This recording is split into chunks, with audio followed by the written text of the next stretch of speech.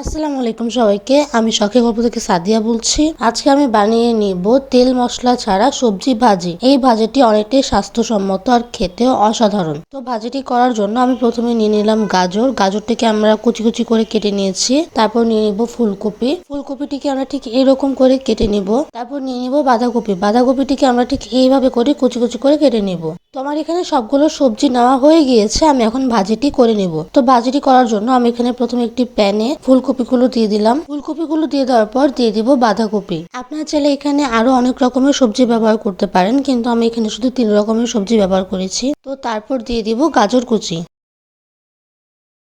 তারপর দিয়ে দিব তেজপাতা। তারপর দিয়ে দিব পরিমাণ মতো লবণ। দিয়ে দিলাম 1 মুঠো পেঁয়াজ কুচি। তারপর দিয়ে দিব কাঁচামরিচ। কাঁচামরিচটিকে আমরা ভালো করে কেটে নিয়েছি। তারপর দিয়ে দিব হাতে তৈরি করা 1 চামচ ঘি। আপনারা চাইলে বাহিরের ঘিও ব্যবহার করতে পারেন। তো ঘিটি দিয়ে দেওয়ার পর আমরা 10 মিনিটের জন্য ঢাকনা দিয়ে ঢেকে রেখে দিব। 10 মিনিট পর ঢাকনাটি উঠিয়ে আমরা এটিকে ভালো করে মিশিয়ে নিব। আমি কিন্তু এখানে কোনো রকম তেল ব্যবহার করিনি বা কোনো রকম মশলা ব্যবহার করিনি, শুধু 1 চামচ ঘি দিয়েছিলাম।